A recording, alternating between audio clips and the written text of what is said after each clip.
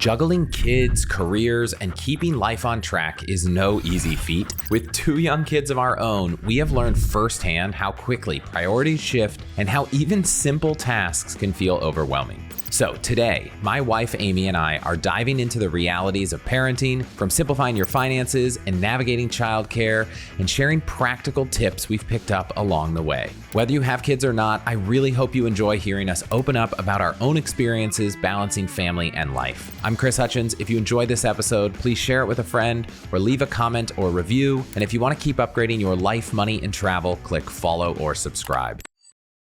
Amy, we are back. How are you feeling? I'm feeling good.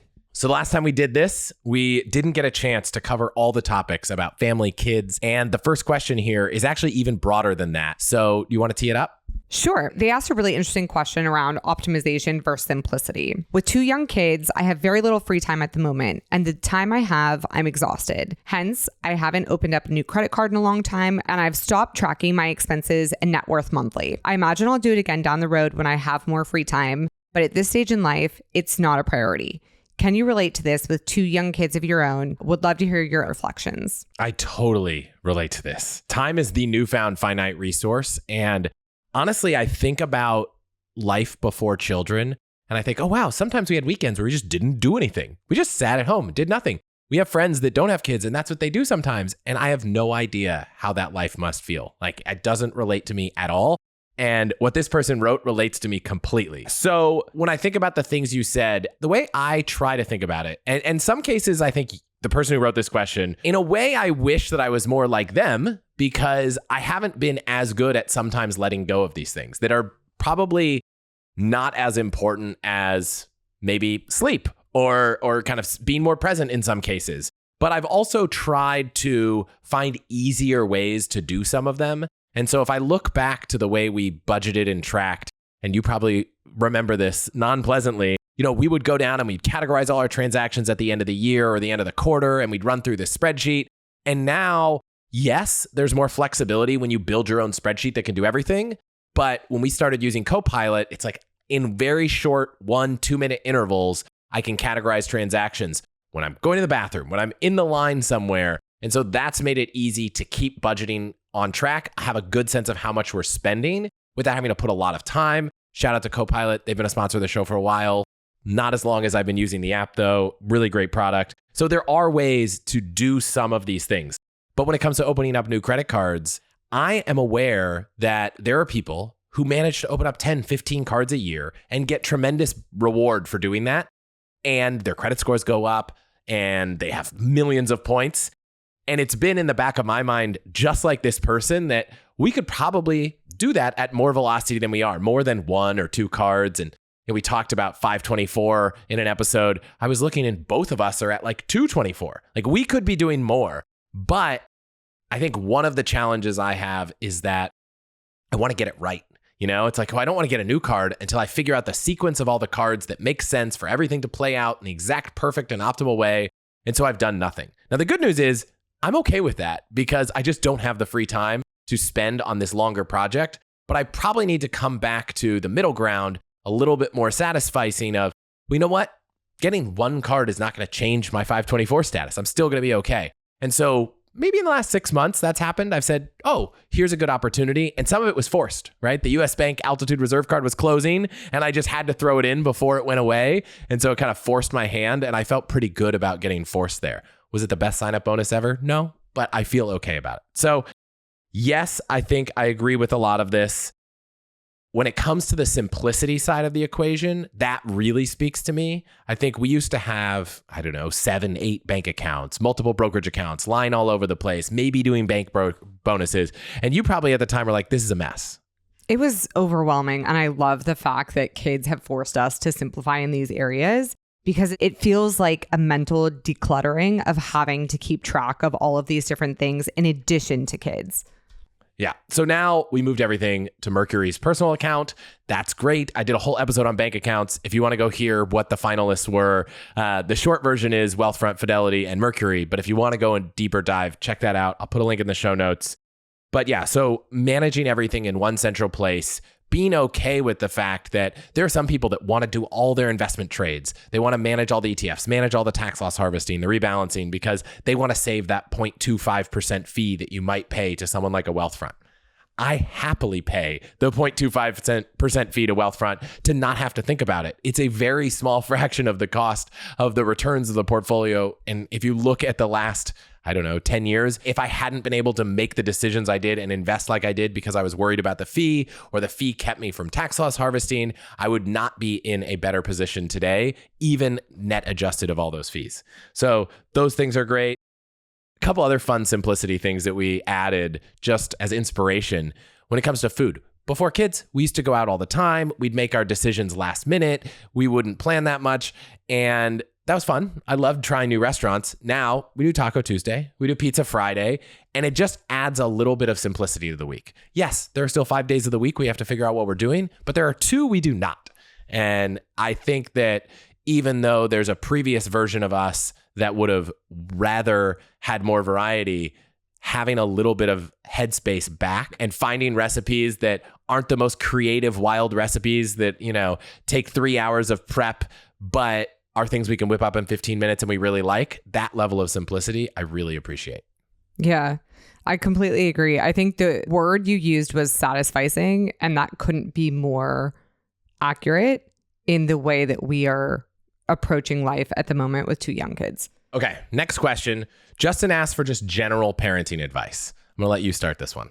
This is a very interesting question because it's quite broad, but it also assumes that we have any area of expertise. I think most parents are kind of crash course testing their way through parenting, just like we are. There are a few things that I think have worked for us that I'll call out. There have been moments where we're like, man, we have really figured out parenting. Things are just feeling really smooth and everything's humming along. And it feels like just as you start to really nail parenting, everything changes. The developmental phases, the sleep regressions, just variables in your external kind of kids' worlds that you can't control change. And now you're dealing with a whole new set of interesting challenges. So I think all this to say, just when you think you know it, turns out you don't know it. And you're having to relearn everything all over again in a very different way. And so I think that's very normal and something that we've learned to accept over time.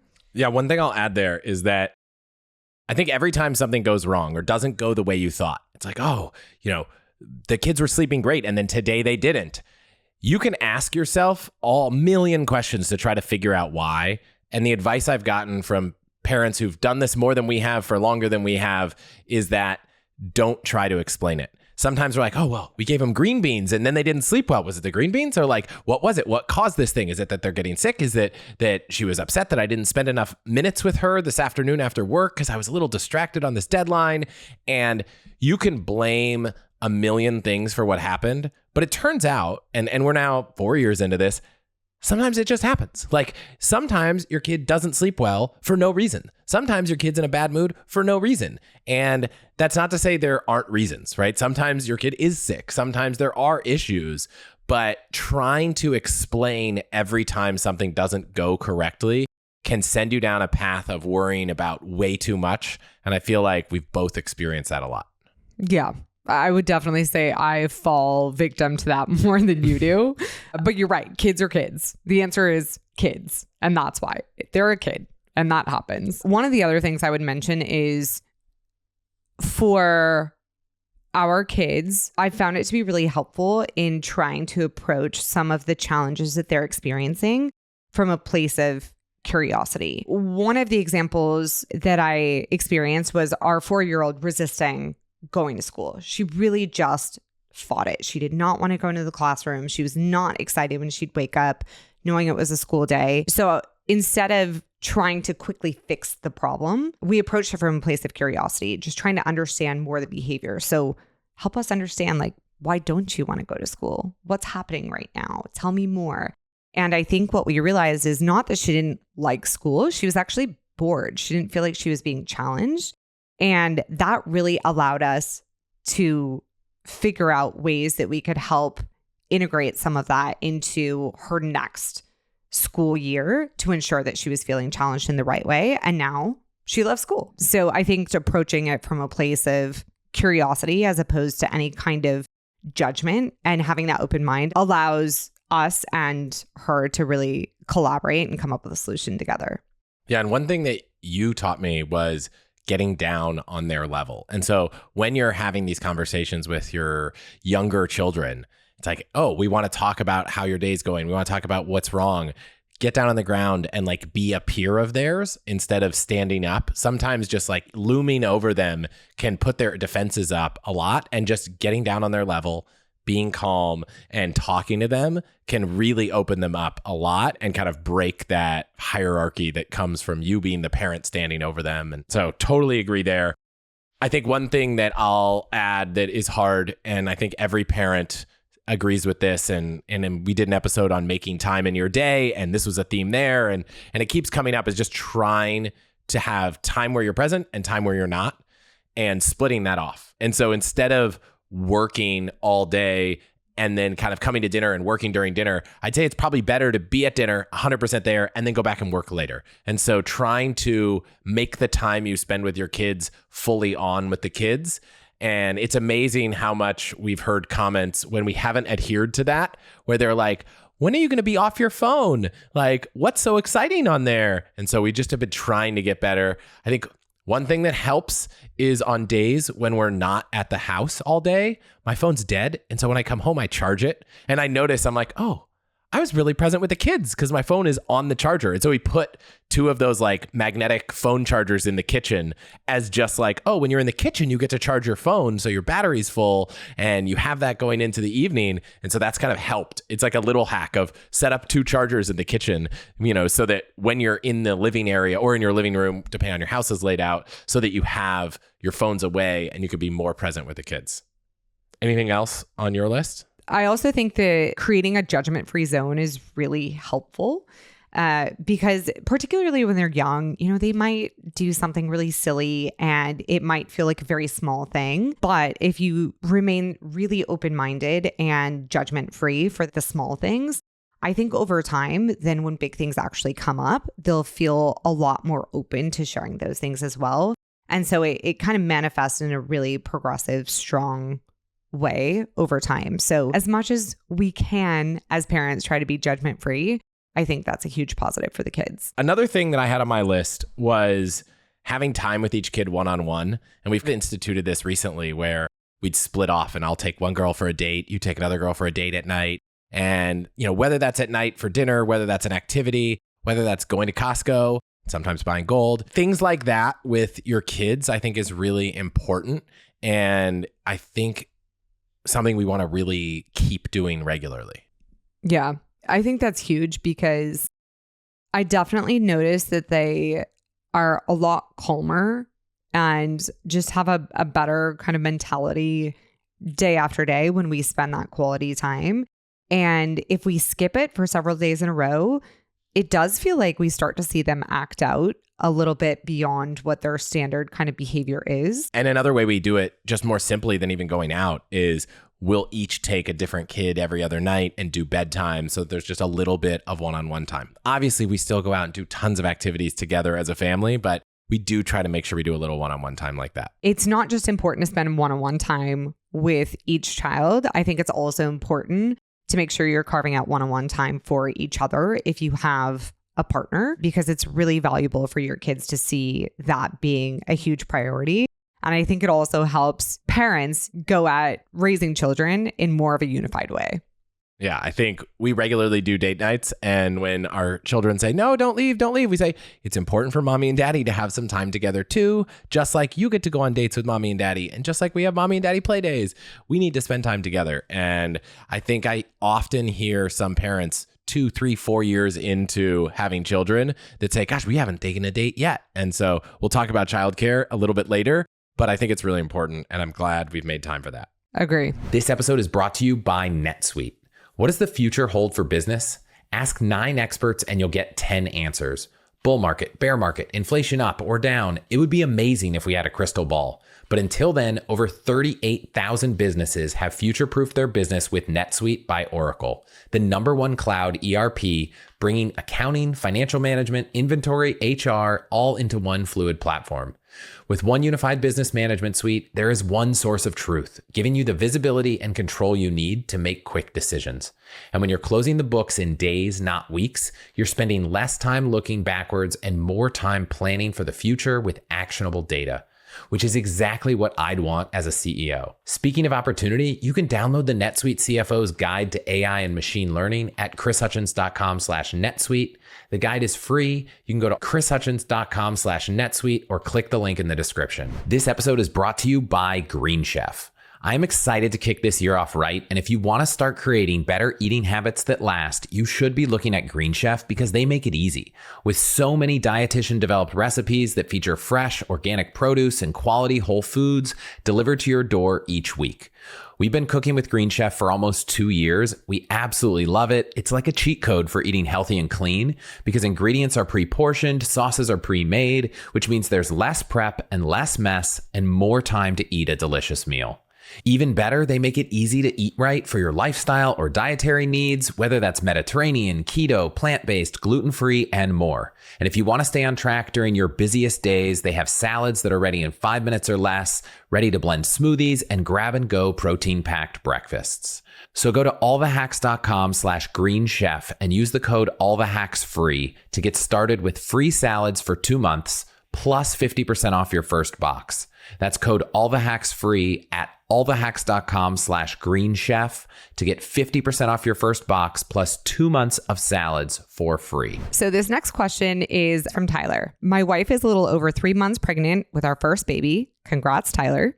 And we have some time to prepare, but I still feel like I have no idea what to do. What are some things you both did to prepare for the baby? And maybe what are some things you didn't do, but now looking back, wish you had known or done? This is a really good question for you because I feel like you created a Notion page and you just really got after it. Yeah. So for context, this podcast was originally potentially going to be a parenting podcast because Yeah, that's right. I went really deep down building out this new baby planning Notion and registry, childcare options, birth plan, everything. I was just really excited to Stroller comparisons, spreadsheets, the whole thing. Yeah, I wish Stroller just didn't change so much because I have this amazing spreadsheet. I'll link to it in the show notes, but I don't know how out of date it is. But I went deep on a lot of these things. So I'll share some of what was in there because I went back and looked at it. But when it comes to how to prepare, as a mother being pregnant, I've got nothing and I'll defer to you. But one thing that I thought was really helpful, and this is probably broadly true anytime your partner is going into any surgery. I know when you had your recent surgery, it was also valuable, is just understand what your partner wants out of that experience. Because sometimes there are decisions that have to be made and your partner might be on a lot of drugs and might not be in the most coherent state or be thinking the way they want. So have a plan in advance of what you want, whether that's a birth plan or you just actually know, you don't have to formalize it in any way. That's important. I think also understanding what your insurance covers. Our insurance covered a doula and having a doula at the birth. So that was really cool. Lots of people I know have done that and didn't know their insurance covered it. Also, once you have your child, you have a life event and you can change your insurance. So not only thinking about what does your insurance cover for the birth, but what does your insurance cover once you have children? And do you want to use having children as an opportunity to change your insurance plans for the year? If you have FSAs or HSAs and you want to use them the year you're having a birth, if there's going to be a big expense with that, depending on your plan, that's something to consider. Thinking about childcare, what are you going to do after this baby comes? You may have time off. One perspective I have, and I'd be curious to get your thoughts, and then I'll finish this list, is when we were thinking about taking time off, we originally thought about staggering it, where you would take 3 months and I would take 3 months. And that was probably from a place of saving money, where it was like we would maximize the number of months we would have where we didn't need to hire any help to take care of the kids so we could both be working. But I'm really glad we didn't do that because I think it was good to both have some overlapping time in those early months.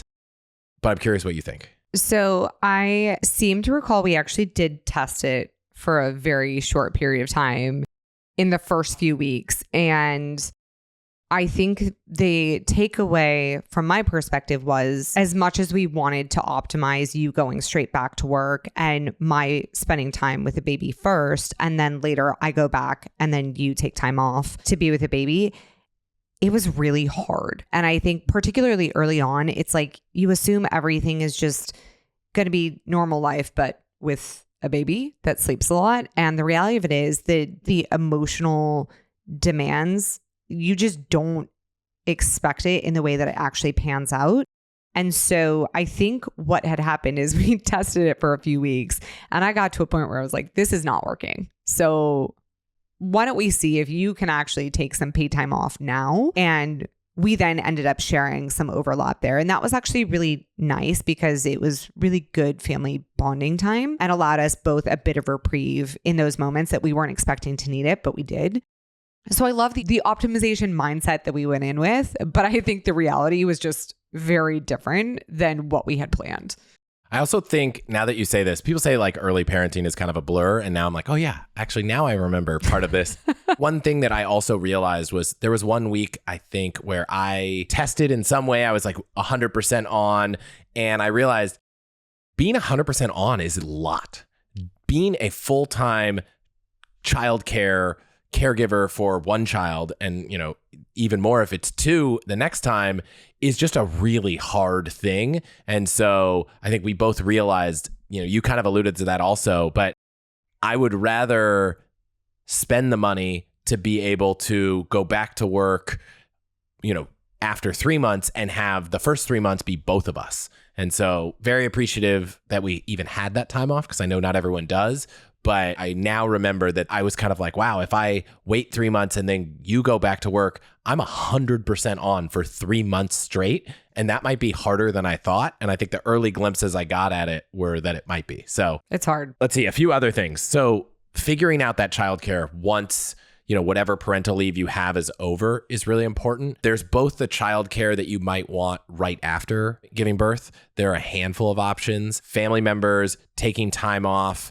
There are night nurses and night nannies. There are baby nurses, which are kind of more full-time, more popular on the East Coast. There is like different forms of live-in help, especially a lot of Asian cultures have this kind of concept of a period of time. Maybe it's 3 weeks to 30 days or longer. Often the grandmother or the mother of the mother will come and kind of take care of mom and the baby to give mom time to recover.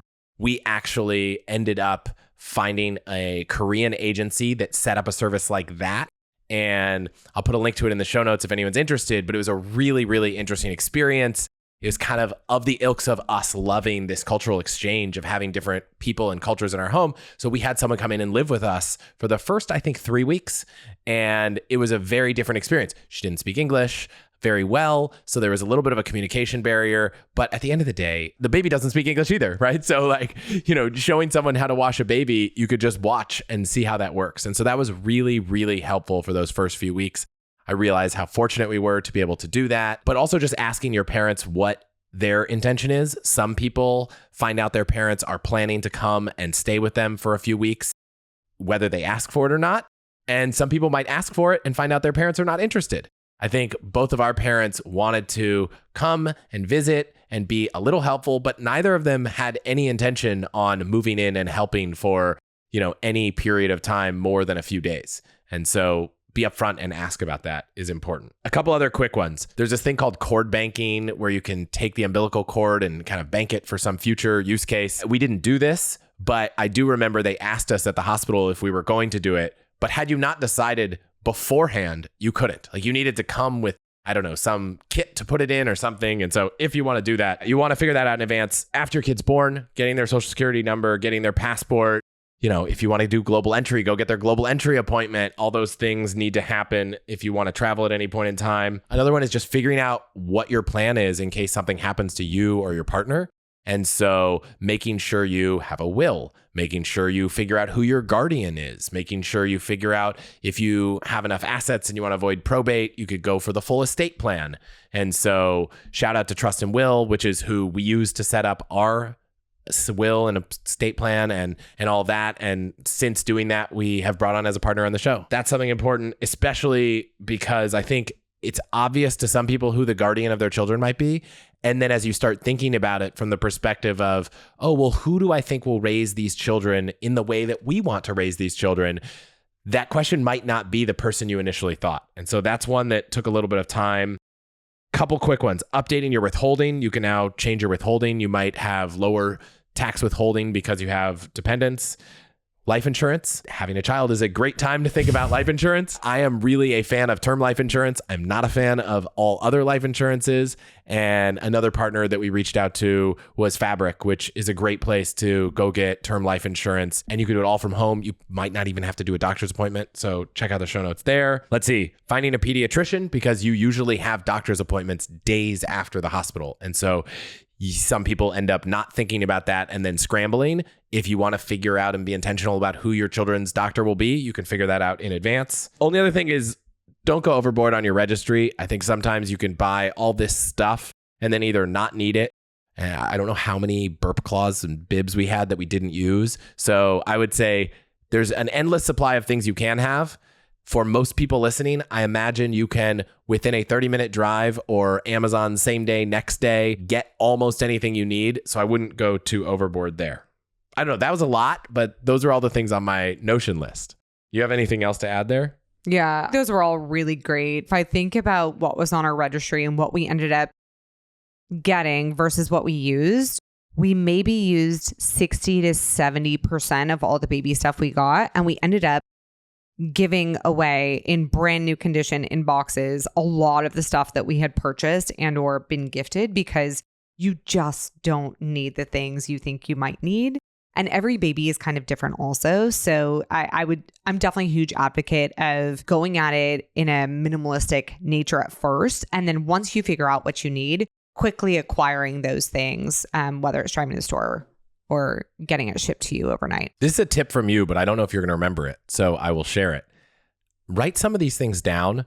I was so blown away when we had our second daughter. We were like, what did we do about writing down how often they went to the bathroom? Like, do we write those things down? What do we do about when we start feeding them certain types of food? Like, all of these things that we thought, well, of course, we'll remember this. We didn't remember any of it. It was a total blur about the dates and times these things happened. So anytime there's a milestone or anytime you did a little bit of research on how to figure out how to help with sleep, how to do really anything, I would encourage you, if you think you might have other children, to just set up a Notion page, set up something and start writing those things down. Yeah, that's such a good call out. I think the other thing that I would mention is looking back, I think one of the things I wish we had changed is we went deep down research rabbit holes and preparing for a baby. And I don't think I fully appreciated, nor did you, the idea of being able to relax, of being able to sleep in, of being able to do things when you wanted to. And once you have a kid, that all goes out the window. So I would definitely encourage any expecting parents, especially if it's your first one, take time for yourself. It feels maybe uncomfortable, but it is so valuable because you'll never get that time in the same way back for decades, probably. And then the other thing is, I think we did a bunch of research up front, and I think that research was valuable, but a lot of the research and learnings that we did 6 months before the baby was born was then done at 2 a.m. in the morning when we were actually having the problem, and we were going down these rabbit holes of research trying to understand what was happening because we were desperate at that time. And so it was almost like we were relearning a lot of the stuff that we'd already kind of done the legwork around. But desperate times call for desperate measures. You're going to end up re-Googling or re-chat GPTing everything that you are already learning now. So I would say just wait until you actually need it and then go deep down those rabbit holes, because you will, whether you want to or not. It's funny you say ChatGPT, and I realized ChatGPT wasn't around when we had our first child. So kudos to you, parents who now have access to this resource that can much more quickly give you answers to things. They might not always be the right answer, but it's something that I wish we had. The only other thing I'll add here is that in those early days, I will say as your children get older, first it gets a little harder to get around, then it gets easier. But those first few 6 months, we were right in the middle of the pandemic, so we didn't really get to take advantage of this. But there's a window of time where your kid will sleep anywhere, on your chest, sleep in a stroller, sleep kind of in almost every way, shape, or form. And it's kind of a magical time that I see people post-pandemic or pre-pandemic where they are able to go on little adventures, whether they're local or whether they're to the beach or somewhere, where it's just a lot easier. Because once your kids are running around and wanting to crawl and not napping as much, it's just a lot harder. And then it gets easier, right? Like we're seeing now with our kids, one's done napping, one's almost done napping, both out of diapers. Like it's actually starting to get easier again. But those first 6 months were actually also easy in terms of your kid can sleep anywhere. You know, you're not worried about feeding them whatever you're having at the dinner table and whether they're throwing stuff around and not eating the food and throwing ketchup on their face or whatever it is. And so find a way to enjoy that time. Yeah, it's a great point. And it just speaks to all the different phases that the children and the parents need as they grow. And so actually one of the questions that came in was around childcare. And that's changed from us from when the baby was 3 months versus when the child is 1, 2, 5, 10. And so someone wrote in a question and asked, how did you think about childcare options and what led you to decide on an au pair? So this is an interesting one because I had 4 or 5 au pairs as a kid.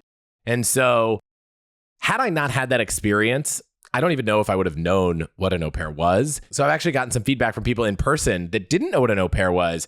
They're like, gosh, it sounds so fancy. You know, it sounds like so expensive and this very elite thing. And I was like, really? Can I tell you more about it? Because it's actually not that at all. Now, yes, you do need more means to have childcare, but on the spectrum of childcare options, it's certainly not the most expensive version of childcare. And so I think naturally, as we did, we were like, let's explore all the options, right? Just because I had an au pair as a child isn't like, oh, we have to have this thing. So we actually did compare all the options, right? We looked at nannies, we looked at daycare, we looked at Montessori kindergartens that start really young, we looked at au pairs, and we looked at multiple au pair agencies. We interviewed some nannies. Like we kind of tried to cover the entire spectrum and understand pros and cons of everything. And are there some tricks here? One fun trick for daycare was a lot of daycares are full, right? You try to get in and they're like, we don't have any space. And so someone told me, look, sometimes they only have space 1 or 2 days a week. So even if you want 5 days a week, start with the 1 or 2 days a week. And then when another day opens up, they usually give it to the people who are going part-time. So if you want to quickly get your way into full-time, don't wait for the 5-day-a-week option. Take a limited day. So that was one thing. So we looked at all of these, and I think we really settled on the au pair program because it was really interesting. So I'll let you talk a little bit about why. But for a little context, the way this program works is someone from another country spends 1 year and potentially up to a second year in the US on what's called a cultural exchange. And there's actually a, Department of State issued visa for cultural exchange, similar to a student visa in that they're not allowed to go get jobs in the United States and be fully employed, but they are allowed to come. And the trade-off that is part of this cultural exchange is you provide room and board, and they provide childcare for up to 45 hours a week. And there are some very specific rules and kind of restrictions on how that works. They can't work for more than 10 hours straight. And, you need to give them a weekend off. And I won't go through every single one of the rules, but it ends up being a very, very flexible program. And from a cost standpoint, depending on how many children you have, it's probably one of the most affordable options of all forms of childcare, with the understanding that you're giving up a room in your house to someone that's living in your house. And for us and the experiences I had as a child, and we've now had, I love that, right? I love that we get to expose our kids to people from other countries, but there is a cost. If you don't have an extra bedroom, it's just not an option for you. But we have actually talked to some friends who realized that if they're renting a place with 2 bedrooms, renting a place with a 3rd bedroom would cost more, but would actually in the long run be cheaper than, having a 2-bedroom with a nanny and a 3-bedroom with an au pair. They actually saved money in that perspective. So, something to consider. But why don't you talk a little bit about why we ended up doing this? There were so many upsides to having an au pair and being part of that program that I think ultimately it made so much sense. And that's why we ended up going that route. So a few things that became super interesting for me were, one, the personalized care, and the fact that I think I had a very clear parenting or caregiving style that I wanted implemented with my children, and we did, is something that having an au pair live with you, they're not only starting to adopt the way that you like things done, but even when they're not working, they're experiencing the way that you interact and engage with your children. And so it's a lot easier for them to quickly kind of align and adapt some of the different parenting philosophies that we had. And I think that was really, really important. I think the other thing that was really helpful is obviously what we were looking for with a 6-month-old baby was very different at the time than what we are looking for today, right? And it's great that through the same program year after year, you can take a step back and reassess, okay, what do we need for our kids or our family this year? And we can go out and look for those specific traits. So early on, it was, good energy and someone who's able to verbalize and communicate and use language and music and play with our baby. And now with one being in school, one being very part-time, someone who is actually willing to take on more of that educational element and is really invested in early childhood education is really important. And so that's what we've been able to find through the program. We've primarily done all of our searching with Cultural Care, the agency we've used for all 5 au pairs.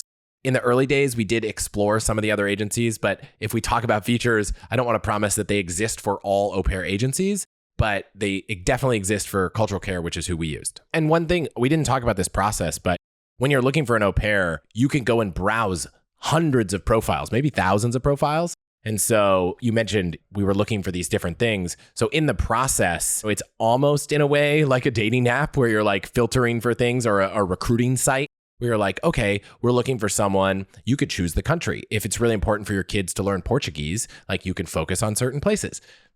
If it's really important for your children to learn Spanish, you can focus on Spanish-speaking countries. If you really need someone who's a really strong swimmer, or you need someone who has a lot more experience driving, or whatever the factors you're looking for are, like there's an app, you can download it on your phone and you can start browsing profiles and starting to watch videos and read descriptions and see what kind of educational background people have, personality traits, those kinds of things.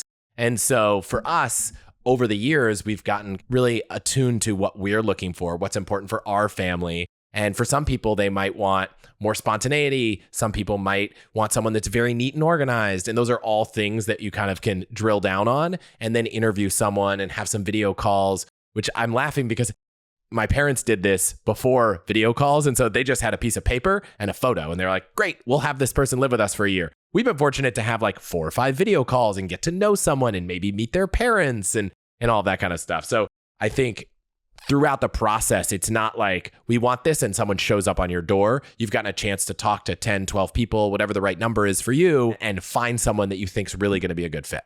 The other thing that I have really appreciated about the program is the flexibility that you get. And so it's not like set hours every single week, week after week, that we found to be asked more prevalently with nannies. We're able to change the schedule weekly, daily, if needed. And it's nice because you have such a close working relationship with the au pair because they live with you, they're integrated into your family, such that it becomes a lot easier to say, oh, hey, we have this big thing coming up, or hey, it looks like, our daughter is coming down to something, so we might need to change the hours for tomorrow because she might not be going to school, or whatever it might be. And so there's an added layer of flexibility because they're just way more in tune with what's happening in the family. And because they may be sitting down having dinner with you the night before, they get a little bit of visibility into the next day. And so that's been a huge win for us, particularly when things become more demanding, either personally or professionally. Yeah, and because they're part of the family, we bring our au pair on vacations. So from a flexibility standpoint, when we went to Hawaii, yes, there was an added cost. We got another room, but we also had her with us. And so we try really hard when we're on these vacations to make sure that they also get to go explore. So they're not working a full week. So every one of our au pairs has been like, Hawaii's the best place. We've been able to bring them. They love it. But then there's also been a couple days where in one case I was at a conference. In one case, we wanted to just have a date and go explore. And so we've been able to do that. So whether it's date nights or, weekends or evenings, we've been able to have that flexibility even while traveling, which is something that I think is really different about having an au pair versus a nanny or daycare, where it's a lot harder to have weekend support. You know, your daycare is not going on vacation with you. And so if you are looking for an au pair, obviously we've had a great experience with Cultural Care. They're the largest agency in the country. I think they have the best search. I know they're doing background checks. They have a great mobile app.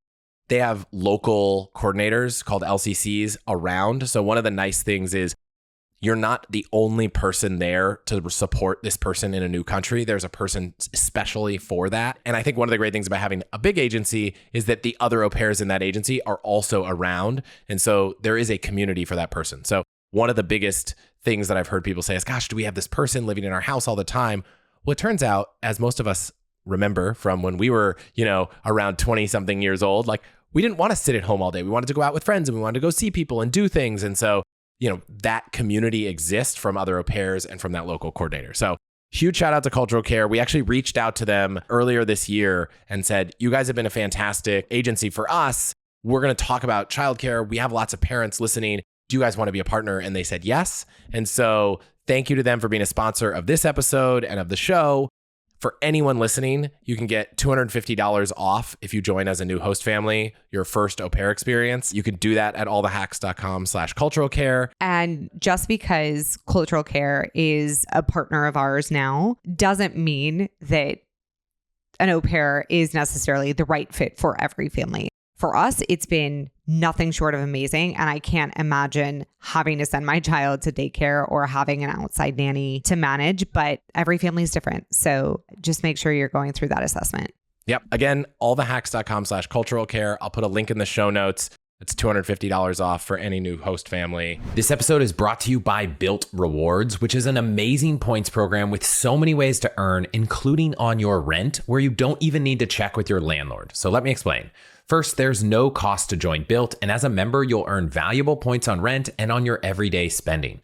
Built points can be transferred to your favorite hotels and airlines, and even the ones you haven't heard of. There are over 500 airlines and 700,000 hotels and properties around the world you can redeem your Built points toward. Points can be redeemed towards a future rent payment and unique experiences that only Built members can access. So if you're not earning points on rent, my question is, why not? Start earning points on rent you're already paying by going to chrishutchins.com/built. That's chrishutchins.com/built, B-I-L-T. Make sure to use our URL so they know we sent you, chrishutchins.com/built, or the link in the description to start earning points on your rent payments today. This episode is brought to you by Trust and Will. It is so easy to overcomplicate simple tasks. Believe me, I know. I love doing so much research, but some things don't always need to be so overcomplicated they end up getting put off forever, like creating a will or trust. So check out Trust and Will because they make estate planning straightforward and so simple you can do it from your couch. Their platform is attorney designed, specific to each state, and most important, customized by you at every step. I can tell you firsthand how great Trust and Will is because we actually used it to set up our estate plan years ago, long before they were a sponsor, because it was quick, easy, and way less intimidating than it seems. In a few guided steps, we had a solid plan in place to protect our family, and we were able to customize it to match all our nuanced preferences about what happens to our savings, who's going to be the guardian for our kids, and so much more. I can't tell you how much peace of mind we have knowing that we got all of this taken care of, and it was so easy to update online after we had our second child. So let Trust and Will uncomplicate the process for you. Protect what matters most in minutes at allthehacks.com/trustandwill and get 10% off plus free shipping. That's 10% off and free shipping at allthehacks.com/trustandwill. All right. Next question. We've been talking about childcare. Let's talk a little bit about school. Omar says, with your girls going to school, you'll face the same question regarding public versus charter versus private. What are your thoughts there? This is something that we've actually been thinking a lot about as our daughter approaches kindergarten next year. And I think there are so many pros and cons to both. And it really boils down to two things in my mind. One, what is the financial situation? What is our financial situation? And two, what are the needs of the child? Are there specific needs and or support that they should have in order to accelerate or, thrive in school? And those would be the two big ways that I think about assessing private versus public. What are some of the things you think about? Yeah, I didn't read the full question Omar wrote, but one of them was like, we've been thinking about private and we wonder if the money can be better spent elsewhere. So I think one big question before you even have to consider this is, do you have the financial resources to make this work? I don't think the upside of a school that costs money, a private school, or if there's a charter school that has fees, is worth putting yourself into debt and all that. So that's just put that aside. But then if you do have the resources, are they worth it? It would really come down to, well, what is the trade-off? Is this, you have so much money under the sun, that, that trade-off is, whether you leave more inheritance, or is this, you can't take vacations as a family? And I think that's going to be so different for every family that it's really hard to give a blanket statement. I think you are probably going to get more personalized education for your children at a private school. But I don't know, we both went to public elementary school as kids. I will say in some parts of the country where I grew up, there was like a gifted and talented program. In some parts of the country, there are, magnet schools and charter schools that are part of the public program.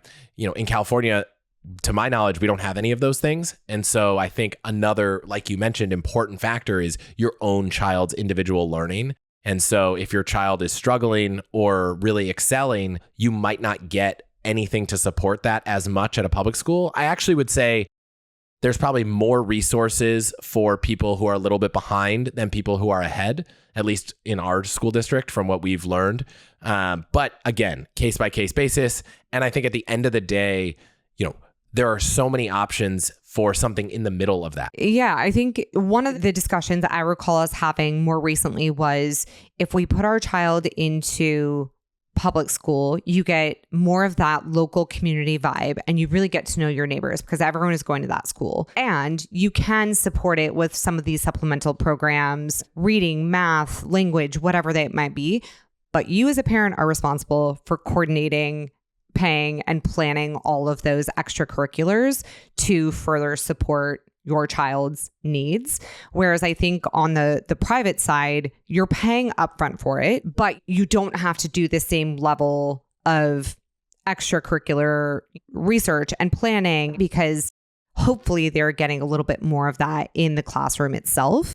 But again, then it's more expensive and you don't have the same kind of tight-knit neighborhood community as you would sending them to public. So I don't know that there's necessarily a right answer. I think it really depends on what you value most.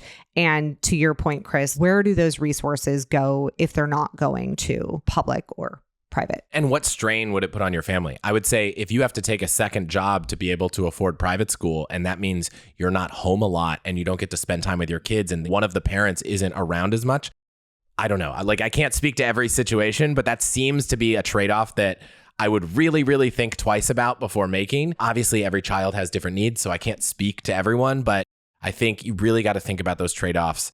And I have met people that have done amazing things in private school and public school. I went to public school and private school. My sister didn't. We both turned out great. Well, and it's interesting too, because Emily Oster, in one of the books that she has, goes deep into research and data around parenting. And the single biggest factor she said that influences children's success is actually what happens at home and their relationship and the amount of time you spend with your child at home, which to me then leads me to conclude that, yeah, education is definitely super important, but it's not the single biggest factor to a child's success or failure.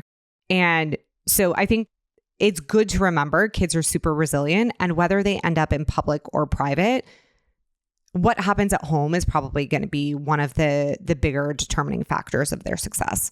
If you're listening to this and you're years away from having children, first off, I'd be surprised if you made it this far. But if you did, I know that in a lot of parts of the country, there are districts that have better schools and worse schools. And so sometimes people, pay a premium to live in a district with a good school district and then end up deciding they wanted to send their kids to private school. If you think you might be on the fence about something like that, it's not crazy to rent for a couple of years and see where that nets out if, that's something that works with your lifestyle. Because I can say we have friends who have done both. They've decided to move to a school district that had really great public schools and took advantage of that. And then we have friends that have paid the premium for a house in a school district with really great public schools, decided to send their kid to private school. And they probably would have saved a lot of money on their home if they had bought a home probably even closer to that private school, but that was in a district that didn't have as great schools. And also, school ratings are really interesting. And I've learned from a few people that kind of really understand school rating that they really come down to a lot of things that aren't always about the school. So it might be more related to test scores. And if you live in a school district with a bunch of affluent families, they might supplement that school as much as is necessary with outside tutoring, outside education, parent involvement, such that the school might look like it's incredible because the kids get great test scores, but maybe the school's not. And I'm sure many other factors. So my advice, and you could do this very early, is go tour the public school in the district you live in. A lot of public schools will let you go on those tours for new families even earlier, so you can just start to get a sense of it and start talking to parents about it and just kind of figure out what makes sense for you. But there's no definitive answer here. I can't tell anyone what to do because it's so circumstantial.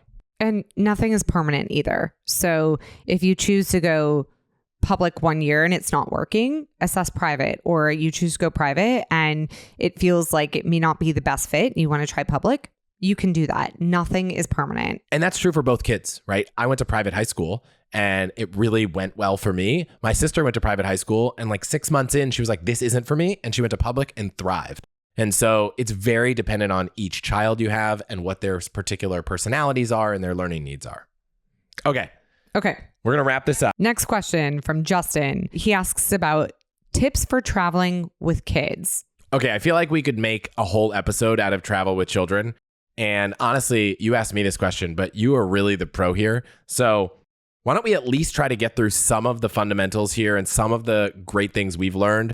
There are people that have done this much longer and better than us, and maybe we need one of them to join us for that fuller episode.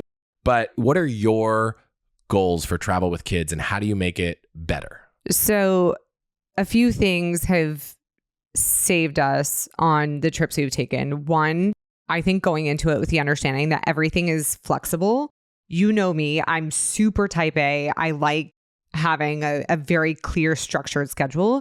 And when you're traveling, that's just not reasonable and it's not realistic. And so being able to kind of put that out of your mind and say, everything is flexible, anything kind of goes day of, and it's just survival mode, it sets a low bar in the parent's mind. And I think that helps.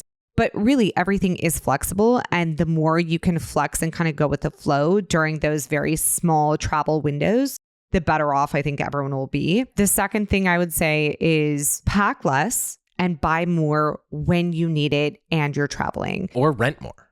Or rent more. Baby Quip is actually a really great site. It's global at this point. And so most of the countries you go to, you can rent whatever kind of baby gear, toys, cribs, high chairs, whatever it is that you need at the destinations. You're not having to lug all of this stuff in addition to a kid or kids with you. And so that makes the travel just so much easier in my mind. And then I think two other quick hits. One, if you're traveling in the car for a longer period of time or on a plane ride, pack snacks. Pack a lot of snacks. Pack like 5x what you think you need. And if you can find new snacks that your kids haven't been heavily exposed to, that's a great idea, because it's odd how kids suddenly just are hungry 24/7 when they're on an airplane or traveling. And so this way you're just extra prepared and no one gets hangry through the process. You also pack so many amazing new activities, like a new watercolor book, a new set of things that you can stick on the seat behind you. Sorry to whoever sits in front of our children. All kinds of stuff like that. Yeah. And it can be really simple things, like you can buy this really cheap colored tape. It's almost like painter's tape, but it's smaller rolls for little kids. And it's just colored tape. And you just let them go wild. And they just tape wherever, seat backs, their clothes, whatever it might be. And then you just take it all off before the plane lands, and, you know, killed a good 30 minutes and brought a little sanity to our lives. So that's big. And then the last one I think we've learned the hard way is just plan less through the days that you're out traveling and on vacation. I think we have a tendency to go, and to try to fit and pack in as much as possible. And especially with younger kids, it's a lot and it can be really overwhelming. It can feel really overstimulating depending on where else you are in the world. And so I would say just plan one big thing for all of you to do in that day.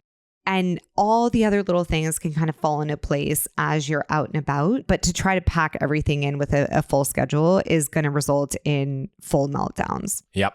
We've seen those meltdowns. Sometimes I forget that those meltdowns exist and you have to remind me when I come up with crazy ambitious ideas. But a few other things. So if you don't have an au pair that's coming with you, but you are in a place that's interesting, you want to see things, you can hire local childcare. And we have lots of friends that have done this. They've reached out to the hotel usually and said, hey, do you have a recommendation for someone? If it's an Airbnb, you could ask the host. And, just like there are babysitters in the US that you can hire to come over, there are all over the world. This is a thing everyone uses. And so that's something that will allow you to have a little bit of time on any vacation you're on and really get to see and explore. On this topic, someone else actually asked how we think about flying with kids, whether it's in business or coach. I have a few kind of tips on in-betweens, but Amy, I'm curious how you think about that decision. Our kids are young enough that I don't know that we've had to fully land on a decision here, but it is definitely something we think about often because on the one hand, we don't want to fly economy overseas, especially when we have a ton of points that we can really optimize around finding good business class. At the same time, we don't want to expose our kids purely to these upgrades and this life that it's just not reality all the time and they need to build some grit. The way we've approached it is if it is crossing the ocean, particularly overnight, we will upgrade. If it is stateside, we typically won't upgrade. Just to be clear, since I'm like the nerd about the points and miles here, we're never actually really upgrading because it's always a terrible deal to upgrade with points and miles. We're just booking directly in business. And I think it's funny because we've tried to adhere to this idea of crossing an ocean overnight, book in business, but we've never actually paid for it. Like, just to be clear, we would never pay. If the choice was spend $3,000 in business class or fly economy, we'd be flying economy every single time. But if the choice is we found a great deal with our points and miles to be able to fly in business on an overnight flight where we're kind of going to show up at 6 a.m. and we're otherwise going to be completely unrested, we would try to do that as much as possible and just really emphasize to kids, probably more like you said when they're older, that like, here's how we're doing this. And when it comes to business, I think we'll have more conversations to have with our kids as they get older. And I certainly just don't want them to think that this is just a normal thing because the way we pay for it isn't normal. Like, we're not paying for it with dollars. And funny enough, I was talking to a friend about this airline Zip Air, which is like business class, but it's like the spirit of business class. Like, there's no frills. You got to pay for your own meal. You got to pay for your own pillow, but you get a lie flat bed. And like, ultimately, I'm like, well, that's what I really care about. Like, I care about showing up rested and not missing a night and ruining a few days of a vacation that otherwise is going to be really expensive, because there's a lot of costs that come to a vacation, which actually reminds me, you have this great idea that we haven't gotten to implement about how to think about planning and costs. Can you share a little bit about that for people who maybe have older kids? Yeah, so we haven't tried it because we don't have older kids yet. But I think one thing we're excited to do is, as our kids get a little older, enabling them to participate more in the planning and the decision-making process of the trip. So helping them understand, here's how much we have allocated towards this trip, whether it's points, miles, dollars, whatever it may be, and helping them understand the different trade-offs of making these decisions, knowing that there is a limited resource to how much we are willing to spend to have the ideal trip we want.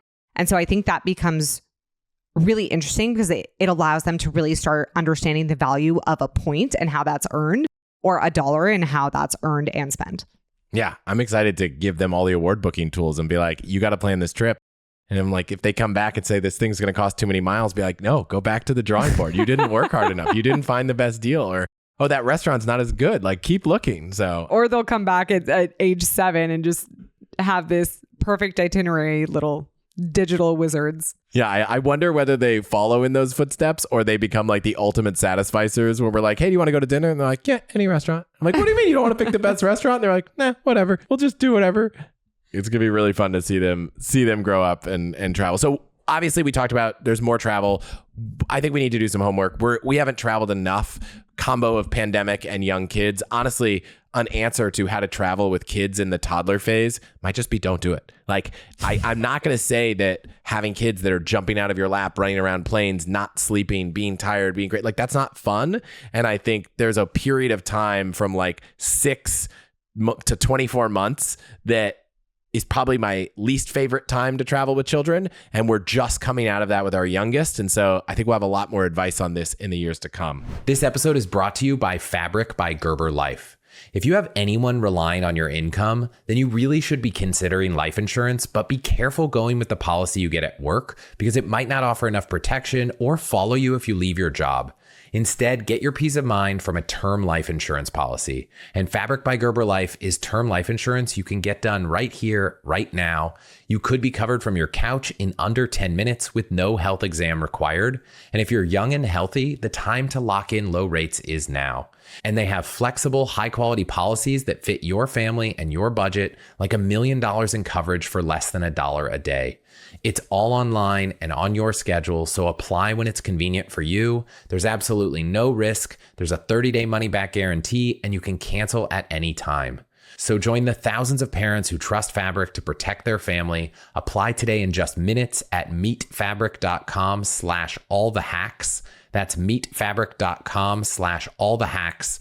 meetfabric.com/allthehacks. Policies issued by Western Southern Life Assurance Company, not available in certain states. Prices subject to underwriting and health questions. Last question. Anna asked for lower stimulating content for kids.